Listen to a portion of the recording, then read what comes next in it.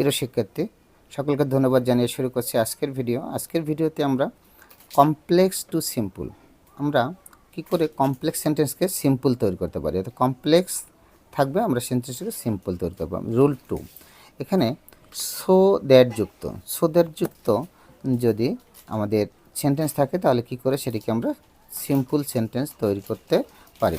তাহলে এখানে আমরা দেখছি যে কি আছে, সো দ্যাট যুক্ত, he work hard so that he could shine in life.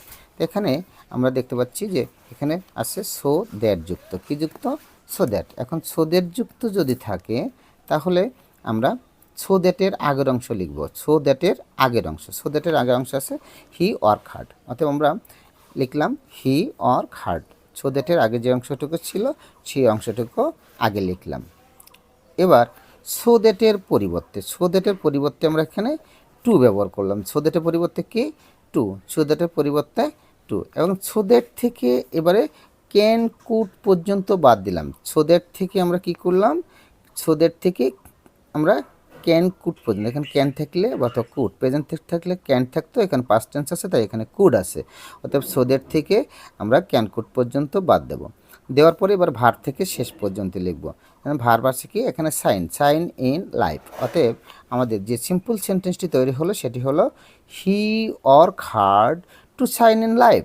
He work hard to shine in life. অতএব সদুক্ত সেন্টেন্স যদি আমরা কোনো সময় সিম্পল তৈরি করতে যাই তখন অতি সহজেই কিন্তু আমরা এভাবে যদি রুলটাকে মনে রাখি যে সো দ্যাটের আগের অংশ লিখব, সো দ্যাটের পরিবর্তে টু দেব এবং সো দ্যাট থেকে ক্যান কুড পর্যন্ত বাদ প্লাস বাকি অংশ।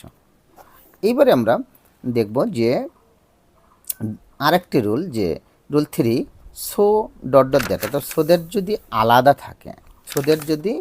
আলাদা থাকে তাহলে সেই ক্ষেত্রে আমরা কি করে আমরা সেই সেন্টেন্সটিকে আমরা সিম্পল তৈরি করতে পারি। তাহলে এখানে আমরা দেখছি যে she was so fat that she could not move. এখন এই সেন্টেন্সটিকে আমরা কি করব, সিম্পল তৈরি করব। অতএব সো এর আগের অংশ লিখব। তাহলে সো আছে, সো এর আগের অংশ শি ওয়াজ, এখানে আমরা লিখলাম শি ওয়াজ, কি লিখলাম, শি ওয়াজ। এবার সোটাকে ফেলে দিয়ে আমরা সেইখানে দিলাম টু। সো এর পরিবর্তে চলে আসলো কি, টু। অতএব সো চলে গেল, আসলো টু।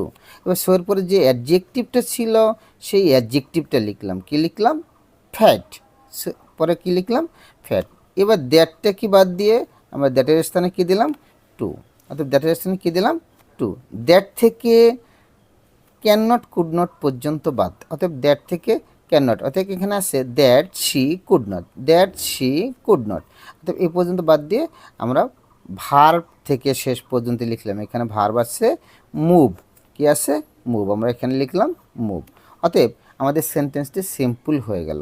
অতএব আমরা এইভাবে যদি দেখি সো ডট দ্যাট যুক্ত কোনো সেন্টেন্সকে সিম্পল করতে বলা হয় তাহলে আমরা এভাবেই এই পদ্ধতিতে সেন্টেন্সটিকে সিম্পল করতে পারি। অর্থাৎ সো এর স্থানে দেবো টু, আর দ্যাটের স্থানে দেবো হলো টু, এবং দ্যাট থেকে ক্যান নট কুড নট পর্যন্ত বাদ দিয়ে বাকি অংশ লিখলেই আমাদের সেন্টেন্সটি সিম্পল হয়ে যাবে। অতএব আমরা এভাবে এই দুইটি রুল থেকে যদি কমপ্লেক্স থেকে সিম্পল করতে আসে তাহলে অতি সহজেই কিন্তু আমরা এই পদ্ধতি অবলম্বন করে আমরা সহজেই সিম্পল সেন্টেন্স তৈরি করতে পারি। সকলকে ধন্যবাদ।